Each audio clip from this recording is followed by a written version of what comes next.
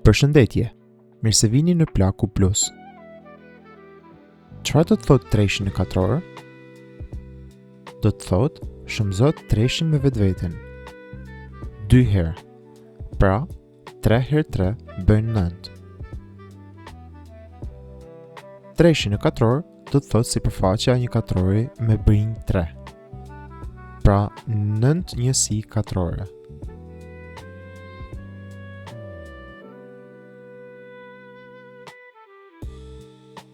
Po treshi në kub do të thotë 3 herë 3 herë 3 dhe 3 herë 3 herë 3 bën 27. Ndryshe, kemi 3 shtresa, se cila shtres ka 3 herë 3 kub. Sa kuba janë të sej? 27 kuba të vogla. Treshi në kub bën 27. Aja në fuqi në është si të shumëzojmë an me vetveten në herë. Aja quhet baza, në është eksponenti. Tani që dim se çfarë do të thotë fuqia, le të mësojmë rregullat. Fillimisht le të kujtojmë. Çfarë do të thotë dyshin në kub? Dyshin në kub do të thotë shumëzo dyshin me vetveten 3 herë. 2 herë 2 herë 2 bën 8. Po se kur të shumëzojmë dyshin në kub me dyshin në katror, a do të llogarisim 8 herë 4? Kështu mund ta bëjmë, por ka edhe një rrugë më të shpejtë. Dyshin në kub ka 3 dysha që shumëzohen. Dyshin në katror ka 2 dysha. Le t'i bashkojmë. Bashk kemi 3 plus 2, pra 5 dysha. Pra dyshin në fuqinë e 5. Dyshin në fuqinë e 5 jep 32, që është një njëjta përgjigje si kur të shumëzonim 8-ën me 4-ën. Le ta provojmë edhe me numrat e tjerë. 3 herë 3, 2 herë, shumëzuar me 3 herë 3 herë 3 herë 3, 4 herë. 2 plus 4 bën 6. Pra, treshi në fuqinë e 6 jep 729. 5-a vetëm një herë, shumëzuar me 5-ën 3 herë. 1 plus 3 bën 4, 5-a në fuqinë e 4 jep 625. E vëmë re modelin? Kur shumëzojmë fuqi me baza të njëjta, mbledhim eksponentet. Pra, rregulli i përgjithshëm, aja në fuqinë m shumëzuar me an në fuqi n barazon an në fuqinë m plus n. Por kujdes, baza duhet të jetë e njëjtë. Po kur pjestojmë, le ta shohim. Dyshin në fuqinë e 5 pjestuar me dyshin në katror. Nëse e zgjerojmë, në numërues kemi 5 dysha, në emërues kemi 2 dysha. Nëse i thjeshtojmë, 2 dysha nga numëruesi anullohen me 2 dyshat e emëruesit. Mbeten vetëm 3 dysha. Dyshin në kub është 8. Eksponenti ishte 5 minus 2 që bëjnë 3. Një shembull tjetër, 5-a në fuqinë e 6 pjestuar me 5-ën në katror. 6 minus 2 bëjnë 4, 5-a në fuqinë e 4 bën 625. Pra, rregulli i përgjithshëm, kur pjestojmë fuqi me baza të njëjta, i zbresim eksponentet. Po si kur eksponenti i emëruesit të jetë më i madh, për shembull, dyshin në katror pjestuar me dyshin në fuqinë e 5, marrim eksponentin negativ. Por çfarë do të thotë eksponenti negativ? Këtë do ta zbulojmë së shpejti. Mësuam se si shumëzojmë dhe si pjestojmë fuqitë. Tani le të shohim çfarë ndodh kur ngrejmë një fuqi në një fuqi tjetër. Fillimisht, kujtojmë rregullin e prodhimit. Dyshin në kub, e gjitha në katror. Çfarë do të thotë kjo? Fuqia e një fuqie. Eksponenti 2 do të thotë shumëzo dyshin në kub me vetveten. Pra, 2 herë. Pra, dyshin në kub herë dyshin në kub. 3 pika, grupi i parë. 3 pika, grupi i dytë. Gjithsej, kemi 6 pika. 3 pika plus 3 pika, mund të shkruajmë ndryshe 3 herë 2, që bën 6. Dyshin në fuqinë e 6 bën 64. Eksponentet shumëzohen. Le ta provojmë edhe një herë. 4 në katror, shumëzuar me vetveten 3 herë.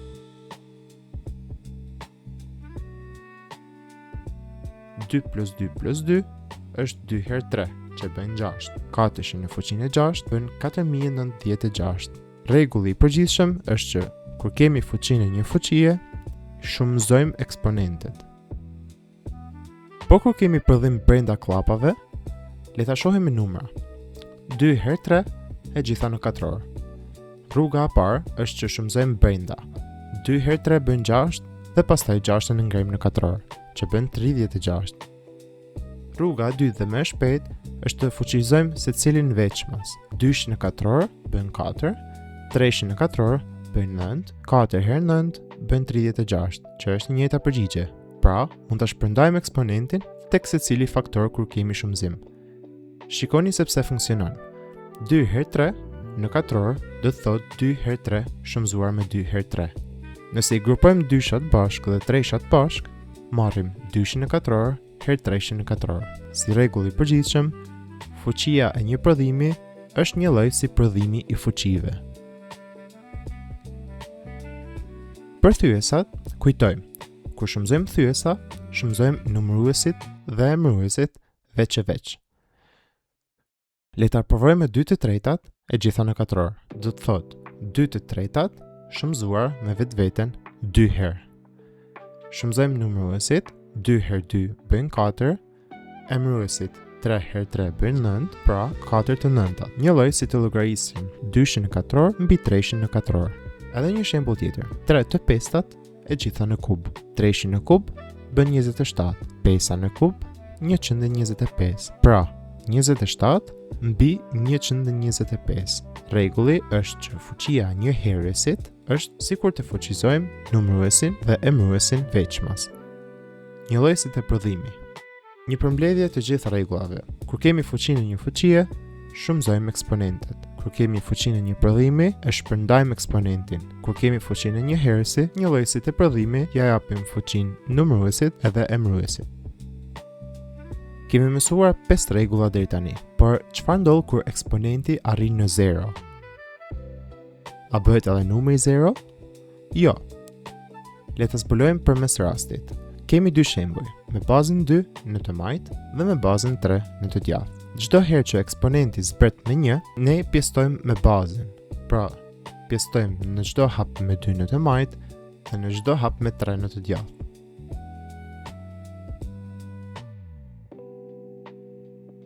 Tek hapi i fundit, nëse pjestojmë edhe 2-shin me 2, jep 1. 3 i pjestuar me 3, gjithashtu jep 1. Pra, të dyja japin 1. Pa rëndësi se çfarë është baza, rezultati kur pjestojmë me vetveten është gjithmonë 1. A funksionon kjo vetëm me 2-shin dhe me 3-shin? Po sikur ta provojmë me 10-ën, 10-a në fuqi të parë bën 10.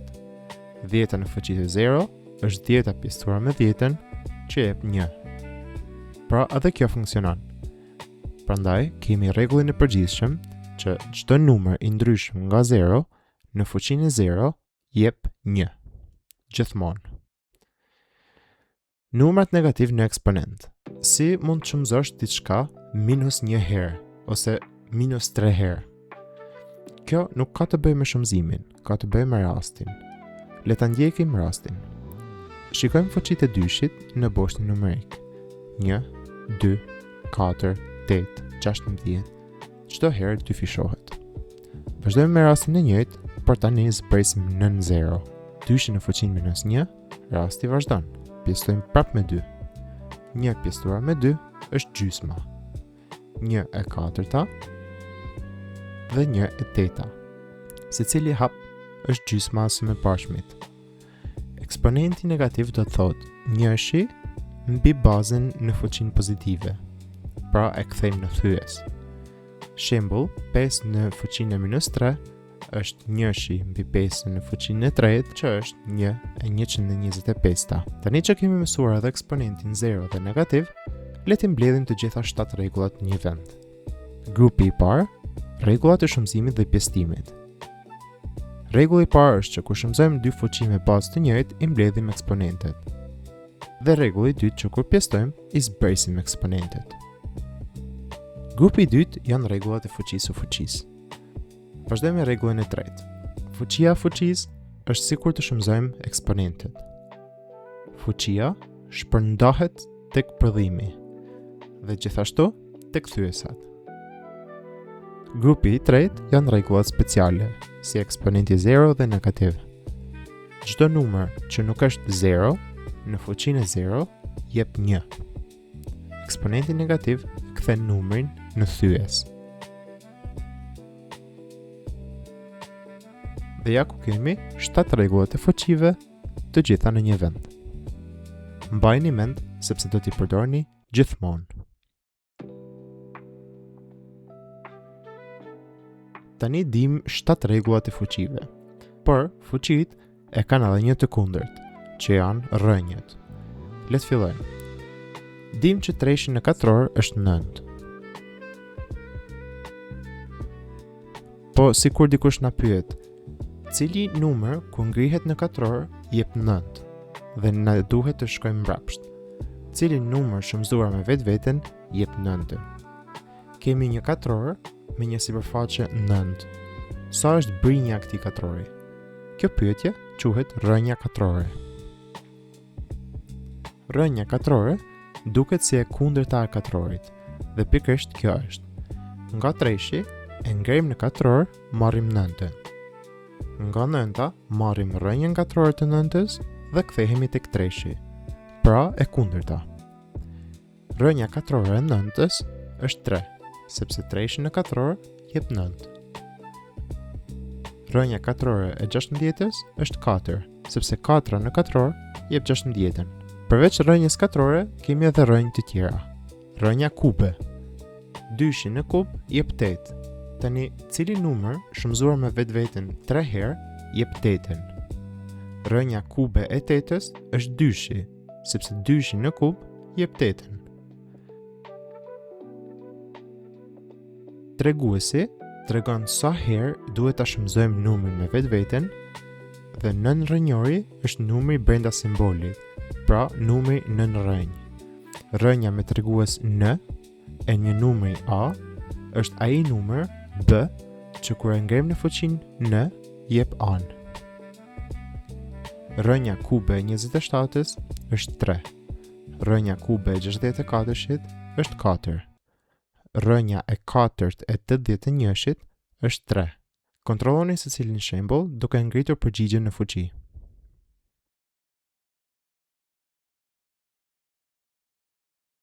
Tani që dim se çfarë është rrënja, le të shohim edhe rregullat ose vetitë e saj. Kujtoni që rrënja katrore e 9-s është 3, sepse 3 në katror është 9. Tani le të mësojmë disa rregulla për rrënjët. Le të fillojmë me një shembull.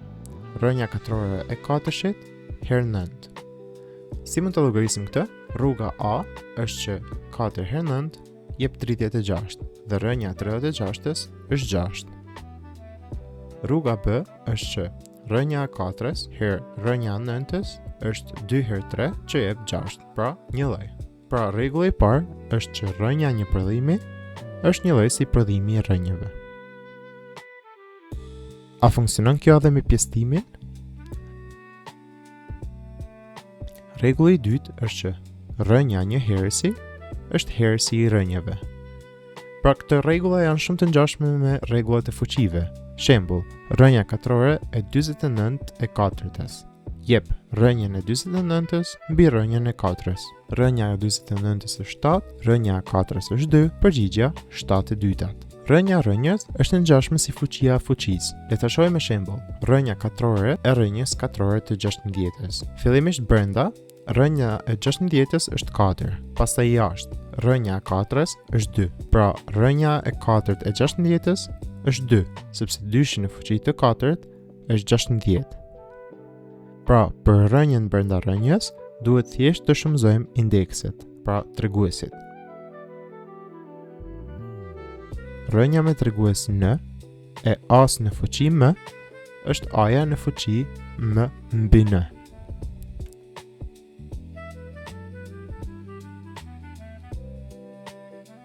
Me shembull, rrënja kube e 2-shit në fuqi të 6. Nëse zbatojmë rregullin, atëherë marrim 2 në fuqinë 6/3. 6/3 mund ta llogarisim është 2. Prandaj 2 në katror është 4. E verifikojmë, 4 në kub është 64 dhe 2 në fuqi të 6 është 64. Kemi një rezultat të saktë. Këto janë 4 rregullat kryesore të rrënjëve, prandaj mbajini mend.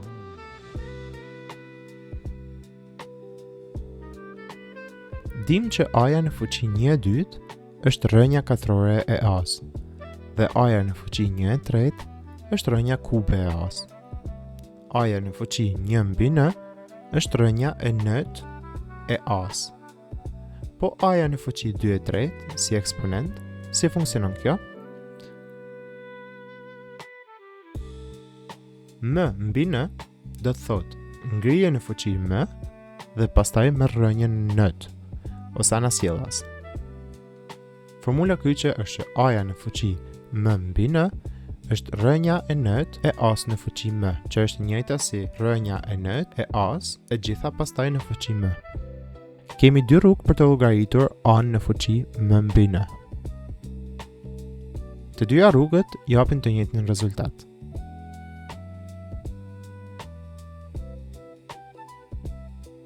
Shembull, kemi 8-ën në fuqi 2/3. Rruga e parë është të marrim në fillim rënjën kube të 8-s, që është 2, dhe pastaj 2-shin ta ngrim në katror. 2 në katror është 4. Rruga e dytë është fillimisht të ngrim 8-ën në katror, që është 8 në katror është 64, pastaj të marrim rënjën kube të 64-shit, që është 4. Pra, të gjitha rrugët na japin 4.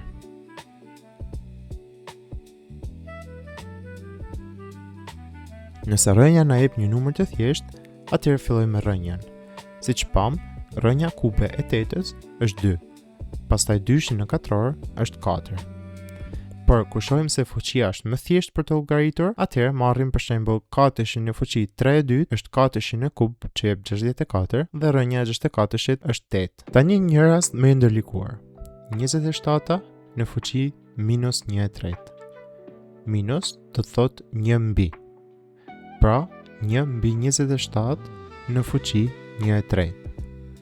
1/3 si eksponent do të thotë rënja kube. Rënja kube 27-s është 3. Pra, përgjigja është 1/3.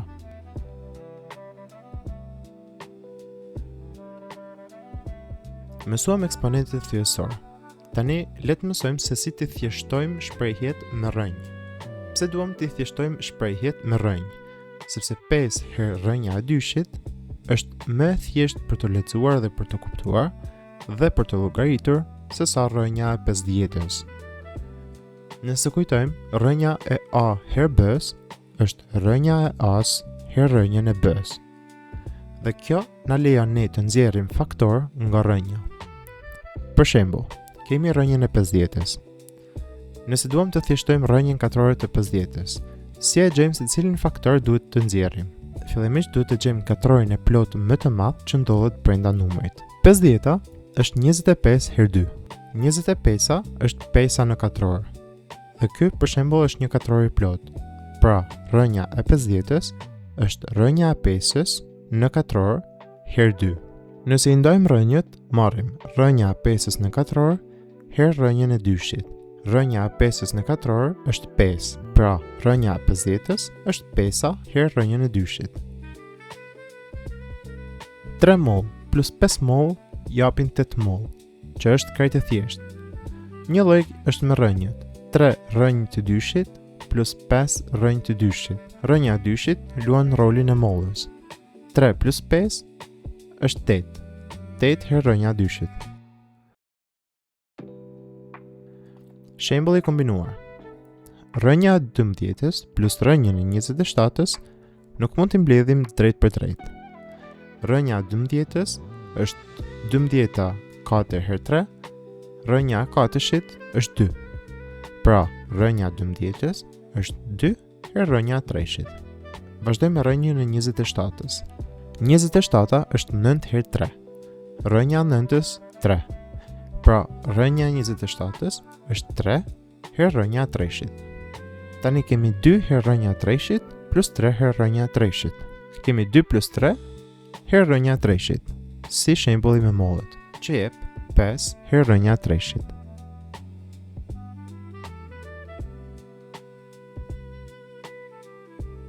A mund të mbledhim rënjën e 2-shit plus rënjën e 3-shit? Jo, sepse rënja e 2-shit plus rënja e 3-shit nuk është rënja e 5-s. Këto janë dy baza të ndryshme. dhe thamë që rregullat janë vetëm për bazat e njëjta.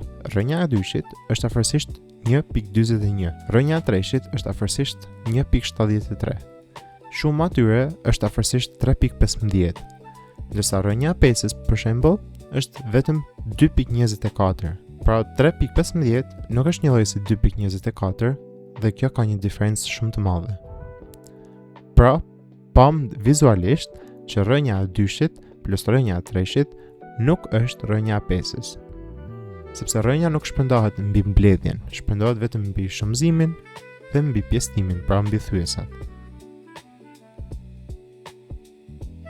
Mblidhin vetëm rrënjë me tregues të njëjtë, me baza të njëjta.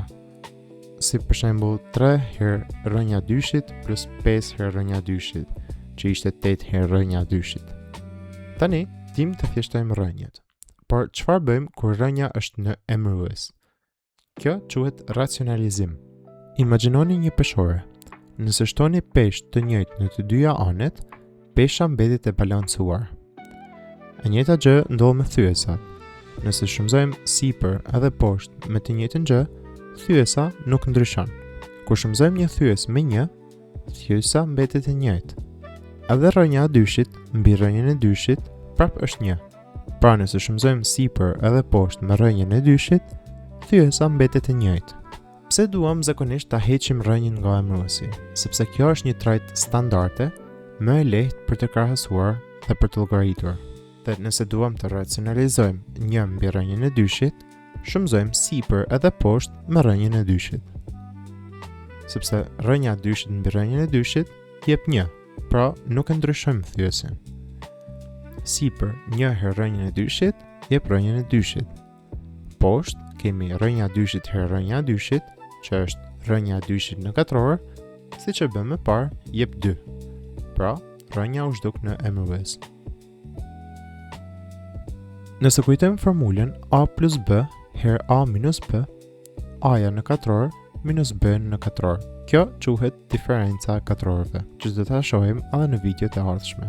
Kjo është e rëndësishme edhe për rrënjët, sepse nëse provojmë rrënja e treshit plus 1 herë rrënja e treshit minus 1, jep 3 minus 1 dhe jep 2. Dhe kështu zhduket rrënja. Tani, nëse duam të racionalizojmë siç e bëjmë tani 1 mbi rrënja 3 plus 1, atëherë na duhet pikërisht diferenca e katrorëve. Sepse nëse shumëzojmë emëruesin pikërisht me rrënja e treshit minus 1, kjo quhet bashkëshkuari, ndryshon vetëm shenjën. Kur i shumëzojmë, rrënjët eliminohen. Nëse shumëzojmë sipër dhe poshtë me rrënjën e treshit minus 1, kemi 1 herë rrënja e treshit minus 1, që jep rrënja e treshit minus 1, ndërsa poshtë, nëse përdorim diferencën e katrorëve, atëherë jep 3 minus 1, që jep 2. Përgjigja është rrënja e treshit minus 1 mbi 2. Dhe kështu kemi hequr rrënjën e emërues, e kemi racionalizuar dhe kemi trajtën standarde. Edhe një shembull tjetër për ta forcuar. Dyshi mbi rrënja e pesës minus rrënja e dyshit. Bashkëshkuari i rrënjës së pesës minus rrënjën e dyshit është rrënja e pesës plus rrënja e dyshit, pra ndryshojmë shenjën. Shumëzojmë sipër edhe poshtë me rrënjën e pesës plus rrënjën e dyshit. Sipër marrim 2 herë rrënjën e pesës plus 2 herë rrënjën e dyshit dhe poshtë marrim 5 minus 2, që jep 3. Kështu, rrënjët janë zhdukur në emërues, pra poshtë. Përgjigja është 2 herë rrënja e pesës plus 2 herë rrënja e dyshit mbi 3, që është në trajt standarde. Tani që dim si ta racionalizojmë emëruesin, le të kalojmë në një temë tjetër të rëndësishme që e kam përmendur deri tani, trajta standarde ose notacioni shkencor. Sa është 1 miliard? Shkruhet kështu: 1 me shumë 0. A ka një mënyrë më të shkurtër? Po. 1 miliard është 10 në fuqinë e 9, sepse kemi 1 dhe 9 0. 10 në fuqinë e parë jep 10. 10 në katror jep 100. 10 në kub 30, pra 1000. Eksponenti tregon gjithmonë sa 0 ka pas njërshit. Për numrat e vegjël, 0.1 është 10 në fuqinë minus 1. 10 në fuqinë minus 2 është 0.001. 0.001 është 10 në fuqinë minus 3. Po numra si 4 milion e gjysmë, sepse nuk janë fuqi të pastra të 10-s. Lëvizim presjen 6 vende majtas. Kemi 4.5 herë 1 milion. Dhe 1 milion ishte 10 në fuqinë e 6. Pra, 4.5 herë 10 në fuqinë e 6. Rregulli është që çdo numër shkruhet si a herë 10 në fuqinë n, ku a-ja duhet të jetë një numër midis 1-shit dhe 10-s dhe n-ja është një numër i plot. Marrim një numër të madh, 345.000. Lëvizim presjen 5 vende majtas, eksponenti është 5. 0.0028. Presja lëviz 3 vende djathtas, që të marrim një numër midis 1-shit dhe 10-s, në këtë rast 2 presje 8, eksponenti është negativ, -3. Mbani mend që kur lëviz presja majtas, është gjithmonë një eksponent pozitiv. Numri është i madh. Presja kur lëviz djathtas, kemi një eksponent negativ dhe një numër të vogël. Marrim një shembull real. Lagësia deri në diell është 150 milion kilometra. Kjo është 1.5 herë 10 në fuqinë e 8 kilometra.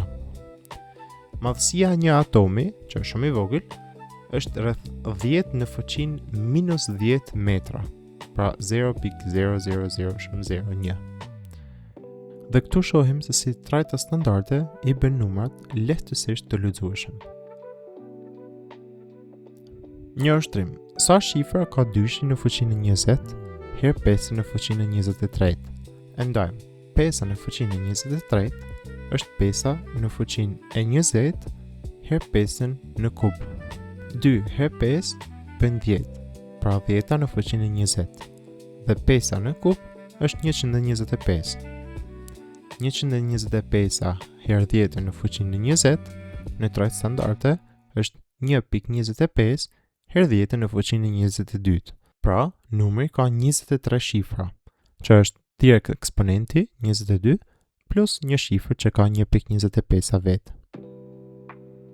Tani që mësuam trajtën standarde, le të kthehemi tek rrënjët dhe të shohim një gabim shumë të zakonshëm që bëhet. Rrënja katrore e x-it në katror. Dim që rrënja katrore e 9-s është 3 dhe rrënja e 16-s është 4. Por rrënja katrore e -3-shit në katror, çfarë mendoni këtu? -3-shi herë -3-shi, që jep 9. Tani rrënja katrore e 9-s ishte 3. Kur filluam tham direkt 3, por tani pam edhe -3-shin.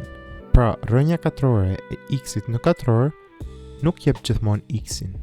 Shikojmë, rrënja e -5-s në katror është 5, rrënja e 7-s në katror është 7, rrënja e -7-s në katror është 7. Rezultati del gjithmonë pozitiv. Rregulli i saktë është rrënja katrore e x-it në katror është vlera absolute e x-it. Pra, numri pozitiv, pa rëndësi se çfarë shenjë kishte numri. Shikoni simetrinë. -3-shi dhe 3-shi janë në të njëjtën largësi nga zeroja. Vlera absolute mat pikërisht këtë largësi, pra largësinë nga zeroja. -3-shi në katror është 9. Edhe 3-shi në katror është 9. Të dyja japin të njëjtin katror. Por rrënja katrore gjithmonë zgjall pozitivin. Pra kthehet tek 3-shi, jo tek -3-shi. Edhe me -5-ën, rrënja e 25-s është 5, jo -5. Vlera absolute e -5-s është 5. Vlera absolute e x-it do të thotë largësia që ka x-i nga zeroja në boshtin e numrave, gjithmonë pozitive. Vlera absolute e 5-s është 5, largësia 5 nga zeroja. Vlera absolute e -5-s është prap 5, sepse kemi largësinë 5 nga zeroja. Në mënyrë formale, nëse x-i është numër pozitiv, vlera absolute është vetë x-i. Por, nëse x-i është negativ, vlera absolute është minus x-i. Pra, minus herë minus e bën numrin pozitiv, pra thjesht x-i pa minus. Një ushtrim. Gjejmë rrënjën katrore e x-it në fuqinë e 4 kur x-i është negativ. X-i në fuqinë e 4 është x-i në katror i ngritur në katror. Zbatojmë rregullin. Rënja katrore e diçkaje në katror është vlera absolute, por x-i në katror është gjithmonë pozitiv. Pra, vlera absolute e x-it në katror është vetë x-i në katror. Përgjigjja është x-i në katror. Një gabim i zakonshëm që ndodh kur kemi rrënjën e x-it në katror plus rrënjën e x-it në fuqinë e katërt, kur x-i është më i vogël se 0. Rrënja e x-it në katror është vlera absolute e x-it. Rrënja e x-it në fuqinë e katërt është x-i në katror. Me që x-i vetë, pra vlera e x-it është negative, kemi minus x-in plus x-i në katror. Le ta verifikojmë me x-in që është minus 2. Rrënja 4 plus rrënja 16 jep 2 plus 4 që jep 6. Me formulën tonë minus her minus 2 plus 4 jep 2 plus 4 që prapë bën 6. Pra përputhet. Tani që dim rregullin e vlerës absolute, le të mësojmë një teknikë tjetër, si të shkruajmë numrat me bazë të njëjtë. Shumë shprehje duken të ndërlikuara, por shpeshherë mund të thjeshtohen duke i shkruar me bazë të njëjtë. Këtu kemi tabelën e bazave që do t'i përdorim shumë shpesh.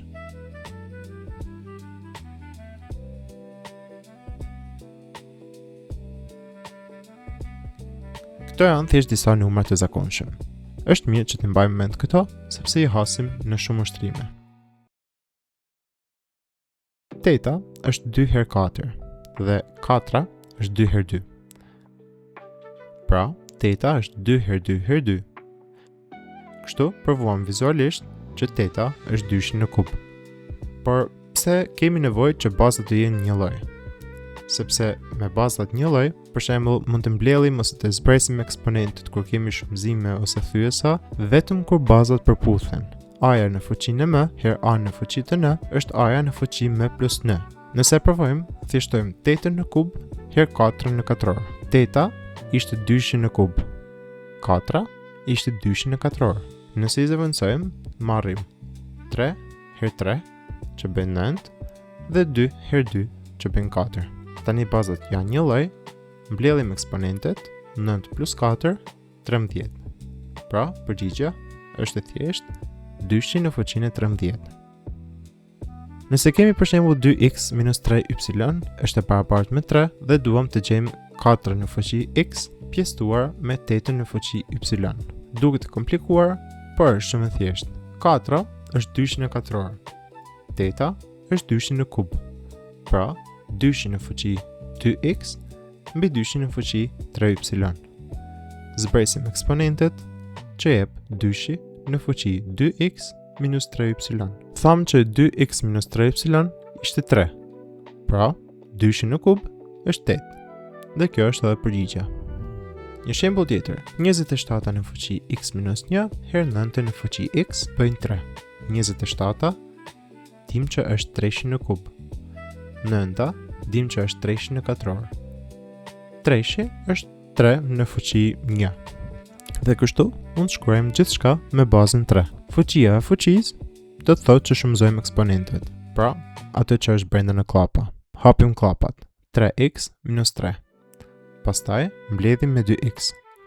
Bazat janë një lloj, pra eksponentet janë 5x minus 3 bën 1. 5x është 4, x-i është 4/5.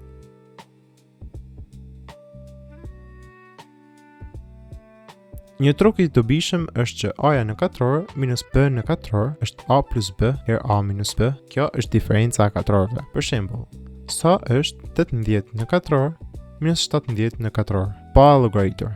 18 plus 17 35. 18 minus 17 1. 35 her 1 bën 35. Pra, e llogaritëm pa bërë fare 18 në katror ose 17 në katror.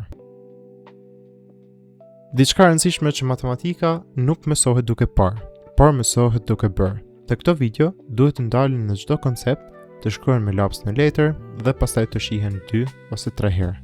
Vetëm kështu mund të mësohen konceptet. Suksese, mos harroni të abonoheni dhe shihemi herën tjetër.